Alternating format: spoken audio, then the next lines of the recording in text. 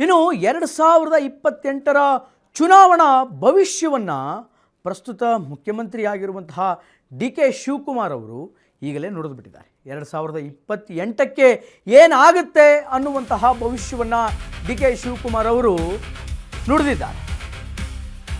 2028ರ ಚುನಾವಣಾ ಭವಿಷ್ಯವನ್ನು ನುಡಿದಂತಹ ಸಿಎಂ ಡಿ ಕೆ ಶಿವಕುಮಾರ್ 2028ಕ್ಕೆ 150 ಸೀಟ್ ನಮ್ಮದೇ. ಸದನದಲ್ಲಿ ಸಿಎಂ ಡಿ ಕೆ ರಣಕಹಳೆ.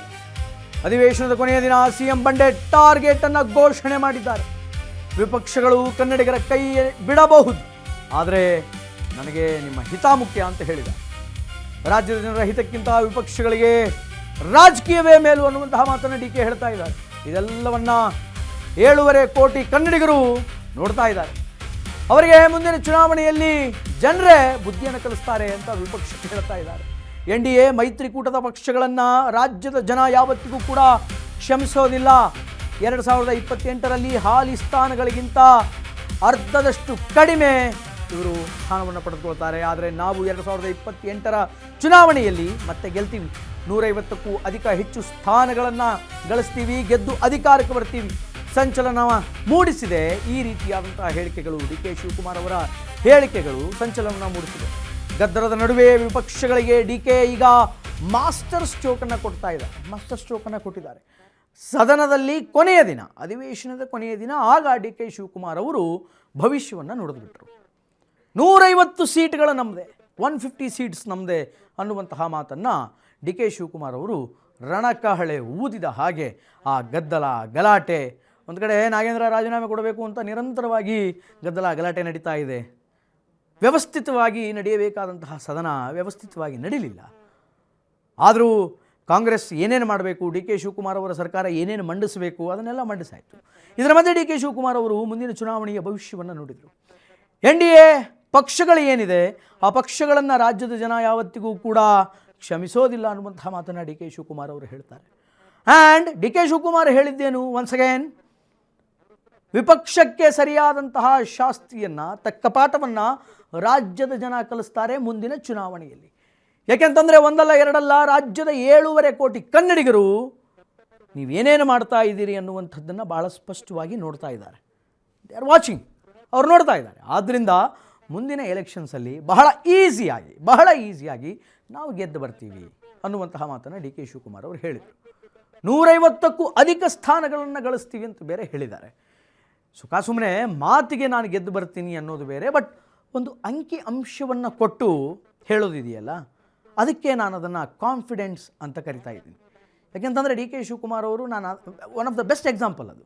ಯಾಕೆಂತಂದರೆ ಕಳೆದ ಬಾರಿ ಸಮೀಕ್ಷೆ ಆದಮೇಲೆ 134 ಅಂತ ಏನು ಹೇಳಿದರು, ಎಕ್ಸಾಕ್ಟ್ಲಿ ಹಾಗೆ ಆಯಿತು. ಸೊ ಈ ಬಾರಿ ಹಾಗೆ ಏನಾದರೂ ಆಗಿಬಿಡುತ್ತಾ, ಅಥವಾ ಪರ್ಸ್ನಲ್ಲಾಗಿ ಏನಾದರೂ ಸಮೀಕ್ಷೆ ಮಾಡಿಸಿದಾರಾ? ಕಳೆದ 3 ವರ್ಷಗಳ ಲೆಕ್ಕಾಚಾರದಲ್ಲಿ ಏನಾದರೂ ಇವತ್ತಿಗೆ 150ಕ್ಕೂ ಅಧಿಕ ಸೀಟ್ಗಳು ಅಂತ ಹೇಳ್ತಾ ಇದ್ದಾರಾ?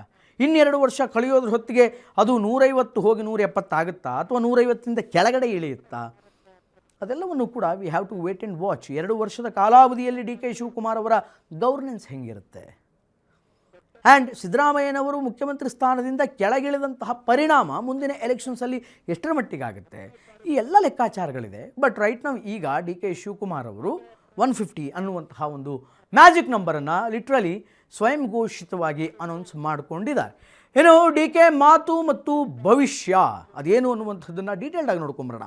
ಏನೇನು ಡಿ ಕೆ ಶಿವಕುಮಾರ್ ಅವರು ಮಾತನಾಡಿದರು ಮತ್ತು ಏನೇನು ಭವಿಷ್ಯವನ್ನು 2028ರ ವಿಧಾನಸಭಾ ಚುನಾವಣೆಯ ಬಗ್ಗೆ ಹೇಳಿದರು ಅಂತ. 2028 ನಿಜವಾಗಲಿದೆ ಡಿ ಕೆ ಶಿವಕುಮಾರ್ ಅವರ ರಾಜಕೀಯ ಭವಿಷ್ಯ 2028ಕ್ಕೆ. ಸಿಎಂ ಡಿ ಕೆ ಮಾತನ್ನು ಲಘುವಾಗಿ ಪರಿಗಣಿಸುವಂತೆಯೇ ಇಲ್ಲ. ಯಾವುದೇ ಕಾರಣಕ್ಕೂ ಲೈಟಾಗಿ ಡಿ ಕೆ ಶಿವಕುಮಾರ್ ಅವರ ಮಾತನ್ನು ತೆಗೆದುಕೊಳ್ಳೋದಕ್ಕಾಗೋದಿಲ್ಲ. 2023ರ ಚುನಾವಣೆಯಲ್ಲಿ ನಿಜವಾಗಿತ್ತು ಡಿ ಕೆ ಶಿವಕುಮಾರ್ ಲೆಕ್ಕಾಚಾರ. This is what exactly I am saying.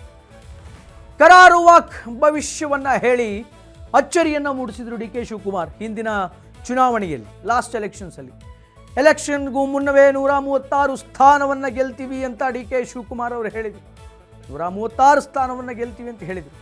224 ವಿಧಾನಸಭಾ ಕ್ಷೇತ್ರಗಳ ಪೈಕಿ 136 ಸ್ಥಾನಗಳನ್ನು ಗೆದ್ದು ಕಾಂಗ್ರೆಸ್ ಪಕ್ಷ ಅಧಿಕಾರಕ್ಕೆ ಬಂತು.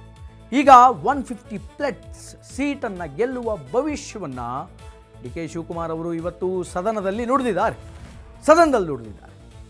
ನಿಜವಾಗಲಿದೆಯಾ ಡಿ ಕೆ ಭವಿಷ್ಯ ಅನ್ನುವಂತಹ ವಿಚಾರಕ್ಕೆ this is the one of the best example. ನಾನು ಹೇಳಿದ್ನಲ್ಲ, ಕಳೆದ ಬಾರಿ ಏನು 134 136 ಗೆಲ್ತೀವಿ ಅಂತ ಹೇಳಿದರು ಡಿ ಕೆ ಶಿವಕುಮಾರ್, ಅದು ಸತ್ಯ ಆಗಿದೆ, ಅದು ಆಲ್ಮೋಸ್ಟ್ ಸತ್ಯ ಆಗಿದೆ.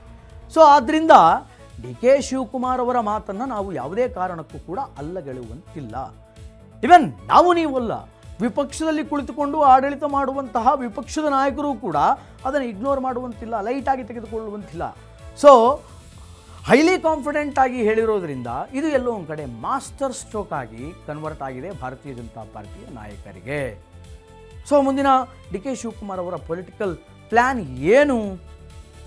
ಅಪ್ಕಮಿಂಗ್ ಡೇಸಲ್ಲಿ ಡಿ ಕೆ ಶಿವಕುಮಾರ್ ಅವರು 150ಕ್ಕೂ ಅಧಿಕ ಸ್ಥಾನಗಳನ್ನು ಗಳಿಸಿ ಮತ್ತೆ ಕರ್ನಾಟಕದಲ್ಲಿ ಕಾಂಗ್ರೆಸ್ ಪಕ್ಷವನ್ನು ಅಧಿಕಾರಕ್ಕೆ ಬರುವ ಹಾಗೆ ಮಾಡ್ತಾರ? ಜನ ಎಲ್ಲ ಮಾತಿನ ವರ್ಷಗೆ ಟ್ರಬಲ್ ಶೂಟರ್ ಅಂತಾರಲ್ಲ, ಒನ್ಸ್ ಅಗೇನ್ 2028ಕ್ಕೆ ಟ್ರಬಲ್ ಶೂಟರ್ ಆಗ್ತಾರಾ ಡಿ ಕೆ ಶಿವಕುಮಾರ್ ಅನ್ನುವಂಥದ್ದನ್ನು ಕಾದು ನೋಡಬೇಕಾಗಿದೆ. We have to wait and watch for that a moment. 2028ಕ್ಕೆ ಏನಾಗುತ್ತೆ, ಏನಿಲ್ಲ, ಎಷ್ಟು ಪ್ರೋ ಡಿ ಕೆ ಶಿವಕುಮಾರ್ ಅವರ ಪರ ಎಷ್ಟು ಜನ ಮತವನ್ನು ಹಾಕ್ತಾರೆ, ಎಷ್ಟು ಜನ BJP ವೋಟ್ ಹಾಕ್ತಾರೆ, ಎಷ್ಟು ಜನ ಈ JDS ಕೈ ಹಿಡಿತಾರೆ. ಫ್ಲೂಕಲ್ಲಿ JDS ಎದ್ದು ಬಂತು ಹೇಳೋಕ್ಕಾಗಲ್ಲ. So very competitive election 2028 election ಅಂತ ಹೇಳ್ಬೋದು. ಏನಾಗುತ್ತೆ ಅನ್ನುವಂಥದ್ದನ್ನು we have to wait and watch.